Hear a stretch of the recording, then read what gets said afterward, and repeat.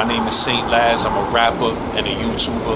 And at the age of 16, I was wrongfully charged with murder for an accidental shooting in Brownsville, Brooklyn in 1992. Right now, I'm sitting in front of my old High School of Graphic Communication Arts. I think the name has changed since then, but I'm sitting in front of this school because at the age of 15 and 16, I was sneaking basically machine guns into the back exit of this school. In fact, this back exit right here. I was sneaking Mac 11s with 32 shot clips, Tech 9s with 32 shot clips, 357 Magnums. I was sneaking all of that right into the back door of this high school in 1991 and 1992.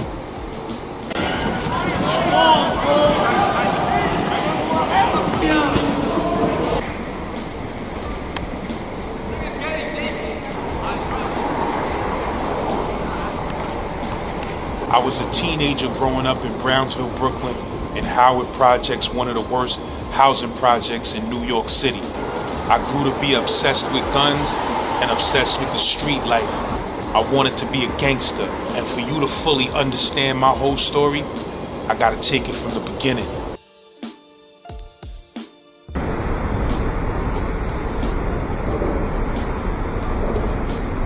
Yo, so sadly, my earliest memory, it's like my very first memory, the thing that I could remember the clearest at my youngest age was basically seeing my mom get the shit beat out of her by some maniac lunatic dude that she was with living in Brooklyn on Chauncey.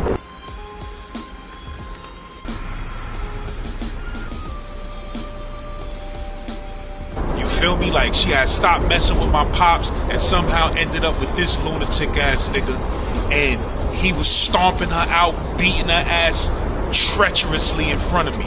You feel what I'm saying? I ain't talking about roughing her up, taking it light cause she was a woman. Nah, beating her ass like a dude in the street, stomping her out in front of me, whooping her ass savagely in front of me, and putting hands on me and all of that. You feel what I'm saying? Come to find out, my moms didn't even know. One day, the dude's sister pulled my moms to the side and told her straight up, listen, that dude killed his wife down south and got away with it. And that's why he's in New York, because he's under suspicion for her death. You understand what I'm saying? And you need to get away from that dude before you end up the next one killed. So after a while, she finally got the message and decided to make a move. You feel me? So one night at like 2 in the morning, she wakes me up out my sleep. I'm a little kid, like 3-4 years old. She wakes me up out my sleep. Shh, don't make no noise. If he hear us, he'll kill us. This dude was dead asleep in the apartment. You feel me?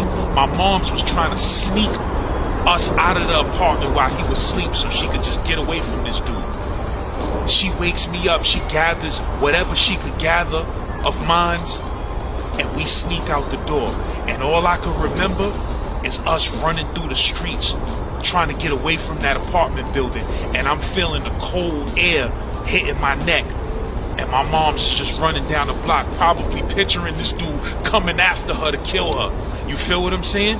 And she went into the women's shelter for abused women and stuff like that in Sunset Park or Park Slope. I think it was Sunset Park. And we stayed in that shelter for a while. It was crazy in there. It was mad poor people in there, crazy people, women that had suffered all type of abuse and they was mentally losing it. You feel me? And we was just in there, man, for months. But I was just happy that my mom's was finally away from this lunatic ass dude. I don't know whatever happened to him. You understand what I'm saying? But if I ever see him anywhere, I don't care how old he is, he could be 90. I'ma smack the shit out of him and do a whole lot more. You feel what I'm saying? Because this dude used to beat my mom's ass, and I remember being a little kid, 3-4 years old, and I remember saying to myself and thinking to myself, I wish I could fucking kill this dude for beating up my moms like this and stomping my moms, having my moms crying and screaming and scared for her life because you beating her asses. It was almost like he was putting on a show for me. You feel what I'm saying? Who knows what type of psychological scarring that dude did to me? I know what he did to my moms, but Imagine what he did to me, 3-4 years old, seeing that type of stuff. You feel me? So we was in that woman's shelter, man, and we was in there for a while, and like I said, I was just happy we was safe. And eventually we got called for an apartment in Park Slope. Heard? And I'll tell you about Park Slope in the next chapter.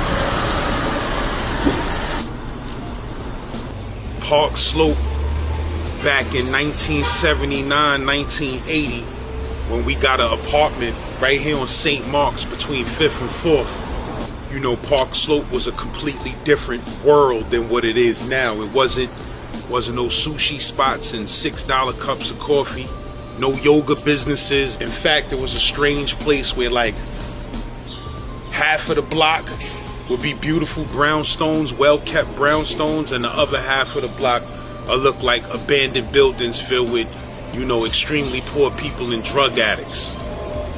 And the type of building that we moved to was one of those buildings that looked abandoned and was filled with some drug addicts and extra poor people. Basically, my building on this block was so torn down that when we told people to come over for company, come over for dinner, come over to have a good time with us, watch TV with us, they will often call from a payphone and say they don't see the building, they just see an abandoned building on the block where you say your building is at. And we used to have to tell them, nah, that's our building. It looks abandoned, but there's a few apartments running. But that's how torn down the block was, man. It was terrible. You feel me? Right next to my building was a big junkyard, big crazy junkyard.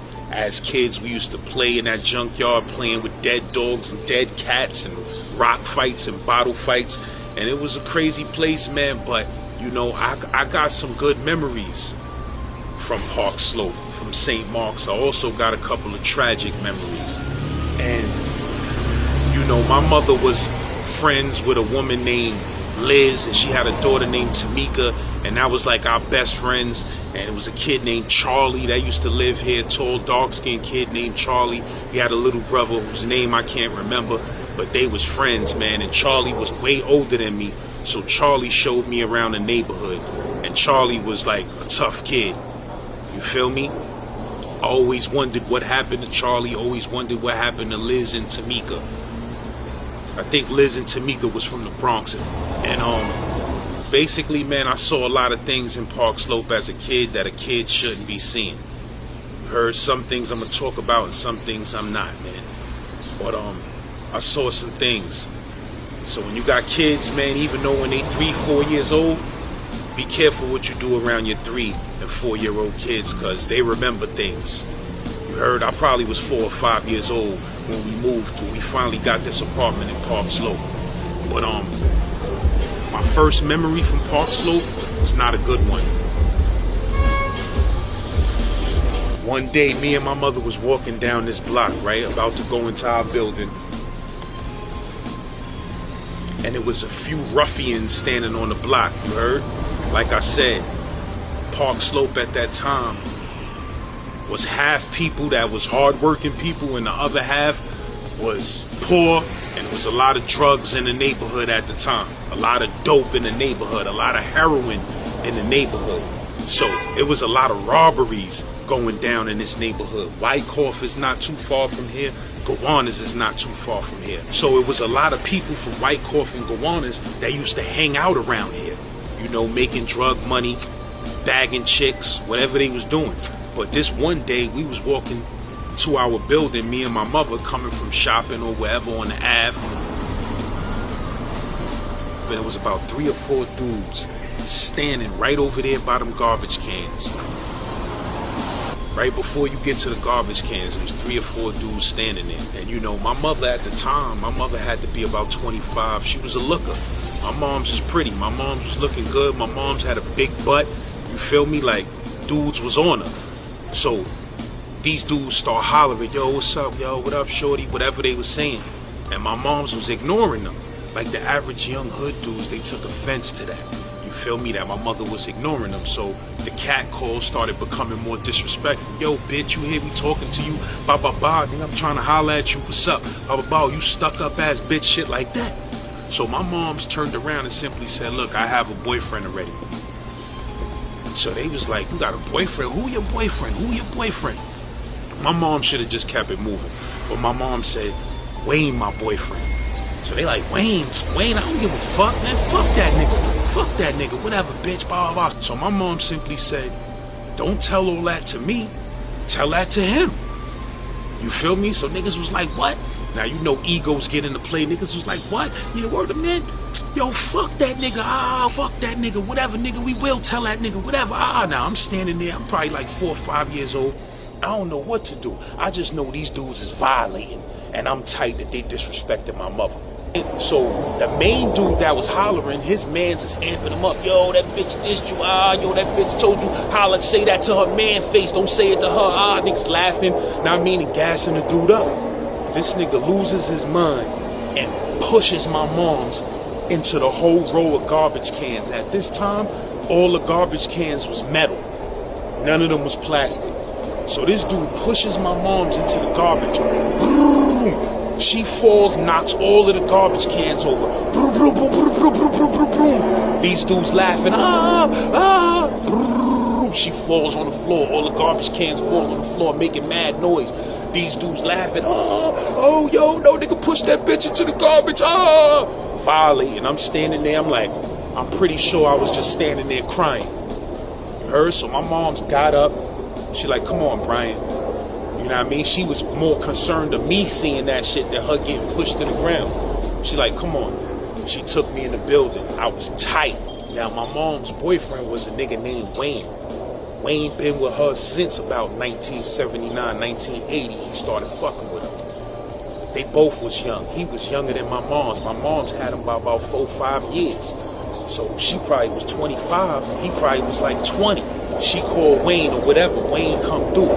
Yo, what's up? What happened? She like, yo, I was coming from the store. These dudes, they was trying to holler at me. They pushed me into the garbage cans in front of Brian, this and that. He like, what?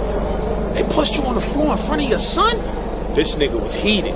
But she like, yo, don't go out there doing nothing stupid. I'm just letting you know this is what happened. Just had to tell you, had to let you know what happened, but don't go out there doing nothing stupid. Blah, blah, blah. I don't want you getting locked up. He like, what? Niggas pushed you on the ground in front of what? I say no motherfucking more. You heard? That nigga spent off. That night or the next night, I'm in my bed sleep. We lived on the 3rd floor. I'm in my bed sleep. You heard? These same niggas, they hang out in front of my building. They hang on this block.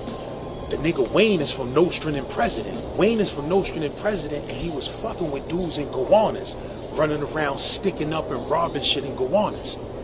Wayne is my enlightened's brother. Wayne is my enlightened's little brother, Dwight, a.k.a. Kasim, rest in peace. So at this time, Wayne is the type of dude, he got 100 brothers. All of them get busy. All of them is wild. They all fighters and gun busters. Kasim was a wild robbing, gun busting type of dude in his younger days, from what I heard. Wayne slides off. That night, like I said, I'm asleep in my bed. 2 in the morning type status. I just get woken up out my sleep by gunfire. You heard? I wake up. I hear scattering. Yo, get the fuck, yo, run, yo, move, yo, get up out of here, yo. I look out my window. I don't see nobody. You heard? It's a ghost town. Everybody done fled the scene already. I ain't know what took place. You heard? I just heard the commotion and the shots and heard niggas running for their lives. A few days later, Wayne come through. He start making small talk. Yo, what's up, bro? How you doing? Da da da. Yo, what you doing, man? What you playing with? Blah blah. Yeah, I like them sneakers. Now I mean, small talk conversation.